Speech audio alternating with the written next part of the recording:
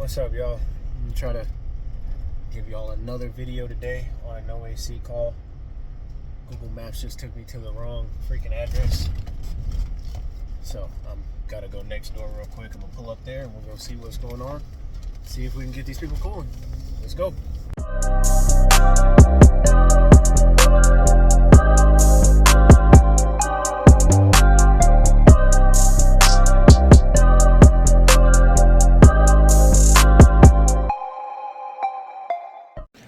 So, turned that breaker off because as soon as I came up in here, I noticed how dirty it is. Tennant said when he moved in that nobody had filters on the unit previously. So, what I got right now that I'm gonna try to at least try to get them going is just a wire brush I'm gonna use to get most of that off, and then the Viper coil cleaner. At least try to get these people some air because they got nothing. It's like 85 in here right now, and all I got is the windows open. Alright, y'all, got it as clean as I could with that wire brush. The most difficult parts is everything down there. Obviously I can't really brush that well, but I ended up, even though this says non-rinsing, I still grabbed my pump sprayer, sprayed a little bit of water down it. We'll go ahead and take pictures for our invoice, but hopefully this will be able to get them through for right now. I bet everybody who's been in the field long enough,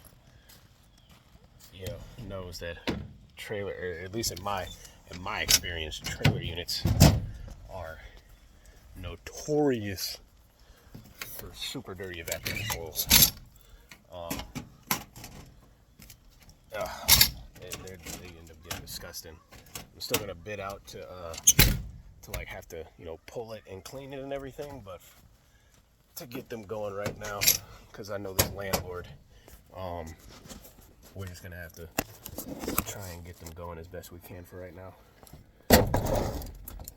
I will say that's the first evap coil on a trailer unit, or on a trailer. What is this? It's just a typical double wide. It's the first one I've seen with a TXD. Normally I see those things with pistons, so I don't know, but I got my probes in the duct. I probably should have put my supply one kind of like furthest from that unit. I might end up doing that, but I'm gonna go outside. I'm already outside, Austin. I'm gonna go put my gauges on the system, inspect that condenser, and see what else we may or may not have to do. It's so funny, the whole time I'm in there, the dude is like trying to teach his son how to play a first-person shooter. And like at one point, the kid was like saying something about, they just keep shooting me, Dad. I don't know how they keep doing this. And Dad's just like, yeah, son, you ain't really grow up playing these games like I did. Let me show you how it's done. And I about bust out laughing. Oh, God. But let's go look at this condenser. Looks like we got a Goodman. And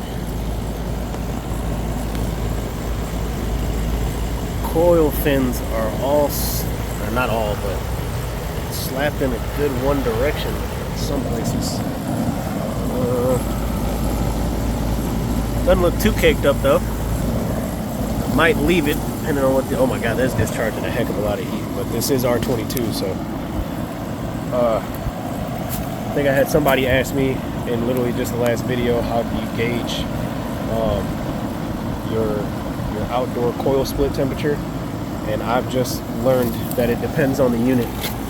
I was told rule of thumb for R22 is 20 degrees, but for 410A it's more like 10 to 15. And I think once you start going up in SEER rating, like the inverter stuff, it changes on there, just because they're so much more efficient. But like just standard equipment, I don't know. I could be wrong. Somebody let me know if I'm wrong. It's not 98 out here right now. No way. Man, is it really that hot? Is it really that hot? Oh, feels okay. All right. Maybe. There's like 4 of those, so we are at the high point of the day. And this is looking like it's going to be more than a 20-degree split, so I'll probably end up cleaning this too. Let's see what the pressures are going to read. I hope I got my high side probe wet earlier, and I don't know if anybody else deals with these issues. When these get wet, it'll like completely throw your pressures off, and I'll have to sit in the shop after work with like at the air gun with just regular compressed air, take this completely apart and blow it clean dry, and then let it sit for like overnight. So I hope it's back working now. Let me see. Nope, the high side probe right now is reading -80 without it doing anything, so, or without it being attached to the system. Low side's reading 0, but the high side's reading -180 or -80. So I'm gonna take that apart at the end of the service call because this is my last one. But got the traditional hoses and everything. Gonna get this hooked up and see what we got. So I was wrong. Just because of the look of this, I based this as I was thinking it's an R22. And I put my gauge and stuff up here. I took a picture of the data plate. It's actually R410A. So I gotta change this. We're looking at, Jesus Christ, and what is going on here? I'm gonna clean this first before I really start believing these pressures of anything, really. So let me go ahead and do that. All right, so let me explain, I guess, my thought process on this one, right? It is 100 degrees out here. Granted, looking at the superheat and subcool levels of right now, of what because I just got done cleaning the unit. No, I didn't take the top off. I wasn't going to show you guys that. I'm not fighting with that Goodman unit to put the top back on at 5 o'clock in the afternoon.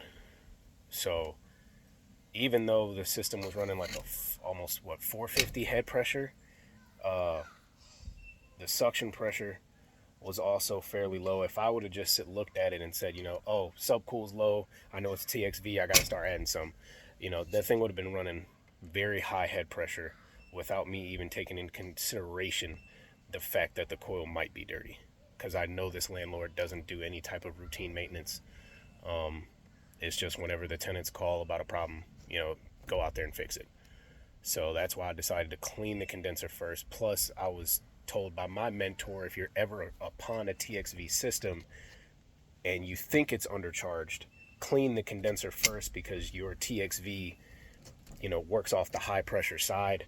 So if your coil's dirty in any sort of way, it's going to throw off the TXV and the subcool numbers and everything. So it's just better to clean your condenser if you can. So I'm letting the system run right now, but that's why I didn't just immediately try to add refrigerant in there, even though the subcool is low. Because if I try to, really dial in that subcool right now at these high pressures, when the system goes, when it starts to cool off, for the rest of the year, because it's only going to be around these temperatures for these last 2 weeks of June, and then maybe probably first 3 weeks of July, and then we'll be more mildly in like the 80s, low 80s, and rarely 90-degree days. On those, anything after that, the system would be overcharged and flooding the evaporator or stacking liquid in the condenser. So let's go see what these pressures are now. It's been running for about 10 minutes and it dried for 10 minutes. So let's see what it's looking like. All right, so looking at about 150 over 400 now. It's not really raising, it's sticking around there. Yes, the subcooling is still low, and that is fairly high. Only because it's so close to 400, I kind of don't want to add any, but I know I need to if I need, because my delta T needs to come up. But if I would have done it first before cleaning that condenser, I'd probably be running near like 500 something PSI. So even though the coil didn't really look that bad, and you can even see like just the water trail and everything, still a little bit of soap right there. I did just outside and then angled my sprayer down and washed it downwards. So I'm gonna go ahead and get a tank of 410, and I'm gonna very, very slowly try to add some in here. Even the split across the condenser has changed. That was reading like 126, it's now 119. Still pulling in 100-degree air, so we only got a 20-degree split now instead of like 25, 26. So I think pretty confident we're on the right track here. So added a little bit more in. I got the superheat down, or I'm sorry, the superheat did go down. This has barely gone up, so I'm leaving that there. And my suction line temp is no longer in the 80s. It only took 0.6. And now I have a 20-degree delta T, where before I was only getting like 15. I'm leaving it just now how it is. But again, it's always good on a TXV system, from my experience. If you think you're undercharged, go ahead and clean the condenser. You'll see just how undercharged you might have been.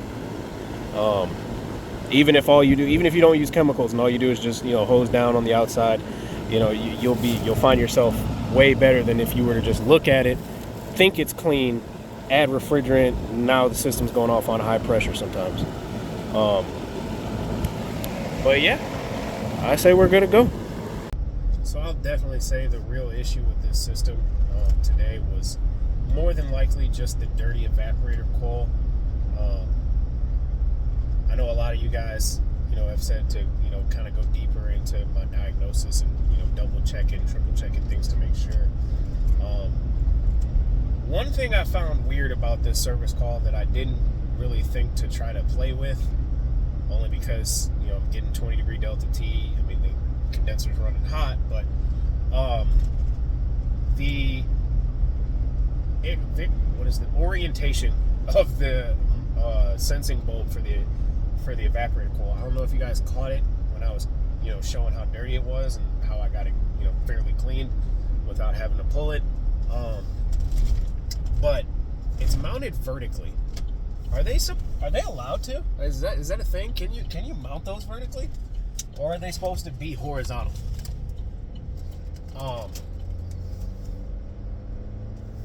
That was throwing me off. And as I was adding the pictures, I didn't think about it while I was charging the unit and things like that. But as I was adding the pictures, I noticed it. I was like, crap.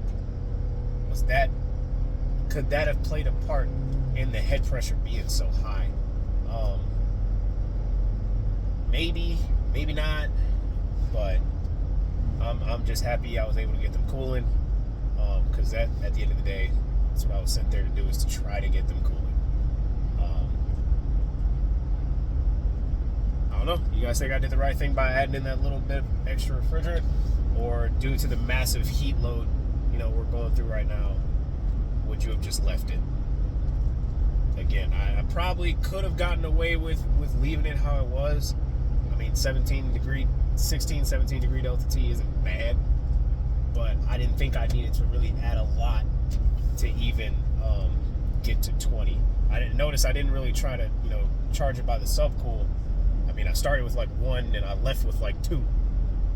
But what really mattered was the suction line temp dropping and the superheat going significantly down, almost in half.